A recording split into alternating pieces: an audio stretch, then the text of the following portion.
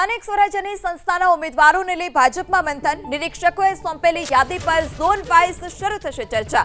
જિલ્લા અધ્યક્ષો પ્રભારીઓ સાથે થઈ રહ્યું છે સંકલન। તાલુકા પંચાયત અને નગરપાલિકાના ઉમેદવારો મુદ્દે ચર્ચા। 7 એપ્રિલથી શરૂ થશે ચૂંટણી સમિતિની બેઠકો। મનપા જિલ્લા પંચાયતના ઉમેદવારની 7 એપ્રિલ બાદ જાહેરાત। બેઠક દીઠ સિંગલ નામ નક્કી થયું હશે તેની તુરંત જ જાહેરાત થશે। 9 એપ્રિલ સુધી તમામ 10,000 બેઠક પરના નામની જાહેરાત થશે। સુરતમાં તમામ 360 બેઠકના નામની જે યાદી છે તે સોંપાઈ છે, ત્યારે તાલુકા પંચાયત અને નગરપાલિકાના ઉમેદવારો મુદ્દે પણ ચર્ચા કરવામાં આવશે। ઝોન વાઇઝ જે બેઠક છે તે શરૂ થશે। નિરીક્ષકોએ સોંપેલી યાદી પર ઝોન વાઇઝ બેઠકની શરૂઆત થશે, ત્યારે સ્થાનિક સ્વરાજ્યની ચૂંટણીમાં સ્થાનિક સ્વરાજ્યની સંસ્થાના ઉમેદવારો છે તેના પર મંથન, નિરીક્ષકોએ સોંપેલી યાદી પર ઝોન વાઇઝ ચર્ચા શરૂ થશે। જિલ્લા અધ્યક્ષો પ્રભારીઓ સાથે મંથન ચાલી રહ્યું છે।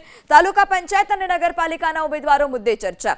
7 એપ્રિલથી શરૂ થશે ચૂંટણી સમિતિની બેઠકો। મનપા જિલ્લા પંચાયતના ઉમેદવારોની 7 એપ્રિલ બાદ જાહેરાત થશે।